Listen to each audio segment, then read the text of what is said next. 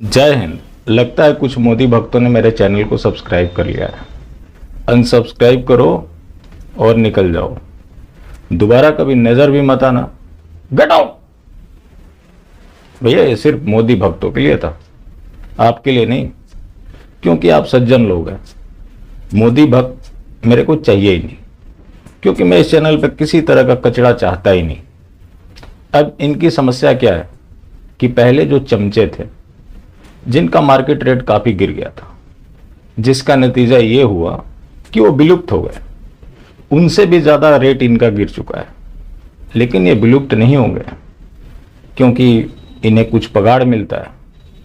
किस काम के लिए? माहौल बनाने के लिए।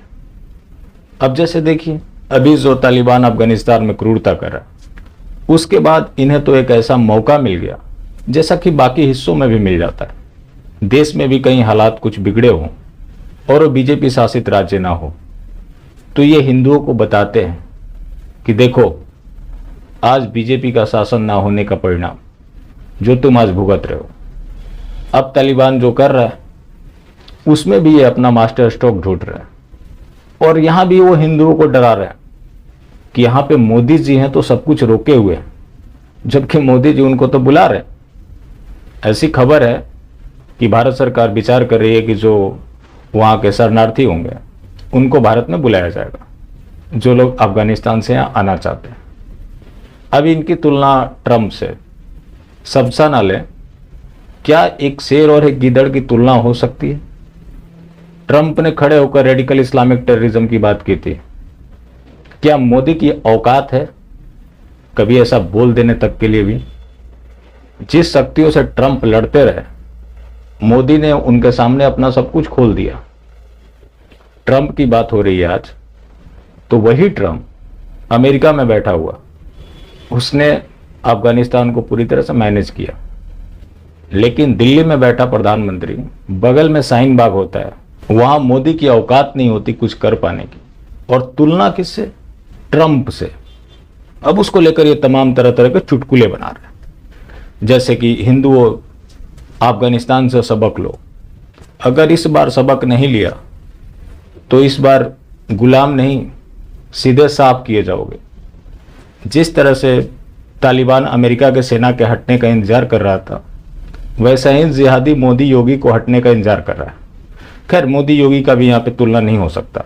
अब नाम मिलता जुलता, इसका मतलब ये नहीं कि किसी का किसी से कंपैरिजन कर दिया जाए। योगी फिर भी कुछ हद तक ठीक है, जो कि अपने राज्य को बेहतर तरीके से चला रहे हैं। उसके बाद एक मास्टर स्ट्रोकवादी का मेरे पास मैसेज आया। वो मैसेज क्या था कि अफगानिस्तान के राष्ट्रपति के पास सब कुछ था, पद था, पैसा था, हर कुछ था, लेकिन नतीजा क्या हुआ? एक दिन देश छोड़कर भागना पड़ा।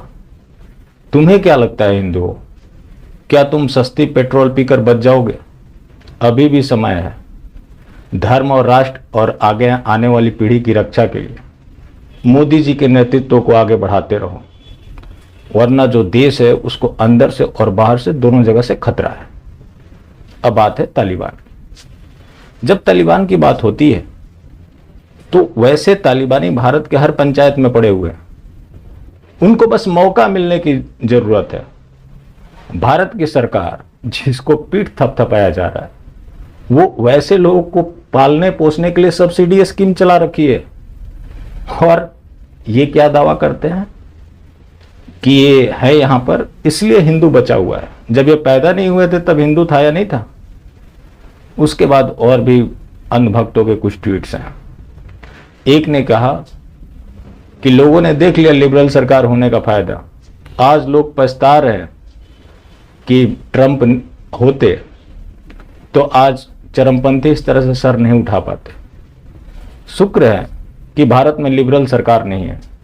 तो भैया, मोदी से बड़ा लिबरल कौन है जो अखलाक पहलू के लिए बाल्टी भर भर के रोता है? देश में और भी चीजें हुई, कहां मोदी ने अपनी जुबान खोल दी? एक ट्वीट तक नहीं कर पाया। उसके बाद इसकी कंपैरिजन किसे? ट्रंप से। सोचो कितना बड़ा मतलब मजाक ये मास्टर स्ट्रोकवादियों ने चला रखा है, जो कि बिल्कुल समझ से परे हो जाता है। और सबसे बड़ी बात क्या है ये खुश कब होते हैं और डराते कब है? जैसे कोई कांग्रेस का नेता पार्टी छोड़ दिया, वहां खुश होते हैं। डराते कब है? जब कोई हादसा हो जाता है और सबका मिलता जुलता ट्वीट होता है या मिलता जुलता जो भी पोस्ट लिखते हो कि बस मोदी जी हैं तो सब कुछ बचा हुआ है। मतलब सबको मोदी जी ने ही पैदा किया हुआ। जिस मोदी की वजह से आज हिंदुओं की स्थिति इतनी दयनीय हो गई कि अगर ये लगातार आगे चलता रहा तो हिंदू कहीं रिएक्ट करने की भी स्थिति में नहीं होगा। आज जो अफगानिस्तान से भाग रहे हैं वो अपनी औरतों और बच्चों को उनके हवाले करके भाग रहे हैं। उससे भी बदतर हालात भारतवर्ष में होंगे और वो सिर्फ मोदी की वजह से होंगे। लेकिन फिर भी ये मोदी के कुछ फोटो रखे हुए होते हैं जो कि हमेशा लगा देते हैं इस तरह के, और ये बताते हैं कि मोदी बहुत बड़ा शेर है। वो कब अपना पराक्रम दिखाएगा? उसके बाद जिहादी वामपंथी खुश हो रहा है, इसका हवाला दिया जाता है। तुम जिहादी वामपंथी खुश होने के नाम पर कब तक लोगों को बरगलाते रहोगे? जब जरूरत पड़ती है या फिर तुम्हारी अकाउंटेबिलिटी की बात करें तो सिर्फ जिहादियों और वामपंथियों के लिए है। हिंदू के लिए तुम्हें जरूरत कब है? जब तुम्हें वोट लेना होता है। जिस मोदी की बात की जाती है कि मोदी जी हैं, भ्रष्टाचार भी नहीं हो सकता। ये देखिए भैया, मेरे रिपोर्ट नहीं है, ये CNN का सर्वे है। विश्व की सबसे 10 भ्रष्ट पार्टियों में भारतीय जनता पार्टी चौथे नंबर पर है। भारत में इसके अलावा कोई पार्टी है ही नहीं भ्रष्टतम पार्टी में। पहले नंबर की बात करें तो वो है मुस्लिम लीग नवाज, जो कि पाकिस्तान की है। इसने तो नाजी पार्टी को भी पीछे छोड़ दिया। उसके बाद कहते हैं कि मोदी के खिलाफ षड्यंत्र हो रहा है। भैया, मोदी के रहते मोदी के खिलाफ कौन षड्यंत्र कर सकता है? हम जैसे छोटे लोग जिसकी कोई औकात ही नहीं है। मोदी काफी है, अपनी बर्बादी के लिए मोदी स्वयं सक्षम है। पिछले साल मोदी की लोकप्रियता थी 66%, ये इंडिया टुडे का सर्वे। अब वो आ गई है 24% पे।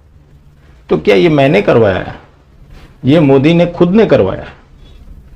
क्योंकि ये जो जुमलों की फसल है ये लंबे समय तक चल नहीं पाती। लोग समझने लगे। बाकी ये मास्टर स्ट्रोकवादी हर आपदा में अवसर तलाशने की कोशिश करते हैं, जो कि अब भी इनका जारी है। इनका क्या है कि अब समझ आ रहा है कि वामपंथी जिहादी ट्रंप के जाने की वजह से क्यों खुश थे। ऐसा ही ये मोदी जी के लिए भी षड्यंत्र किया जा रहा है कि ये भी चले जाए और उसके बाद जो इनकी मंशा है उसको वो अंजाम दे दें। चलो ठीक है, मोदी जी 2024 में भी रह गए। जिस तरह से इनको पाला पोसा जा रहा है, इनको बढ़ावा दिया जा रहा है, तो मोदी जी कितने दिन तक जिएंगे जो ऐसी समस्याओं को वो रोक पाएंगे, जो कि दावा किया जा रहा है? मैं नहीं मानता। मेरे अकॉर्डिंग मोदी को किसी गांव का प्रधान बना दिया जाए और वहां का जो आम आदमी हो वो जागरूक हो तो ये प्रधानी भी सही से नहीं चला पाएगा, जो कि मेरा दावा है। लेकिन ये लोग इसे विश्व नेता बताएंगे। जब कोई बड़ा काम करेगा उसका कोई फोटो निकालकर मोदी के साथ शेयर कर देंगे और देखो 2 शेर खड़े हैं। शेर बनने के लिए शेर जैसा कलेजा भी होना चाहिए। हवाबाजी से कोई शेर नहीं बनता। रही बात इस जुमलेबाजी की, तो इस जुमलेबाजी की फसल बहुत जल्द खत्म होने वाली है, क्योंकि हिंदुत्व की जमीन पे जिहाद और जुमले का फसल हम नहीं लगने देंगे। फिर मिलते हैं। जय हिंद।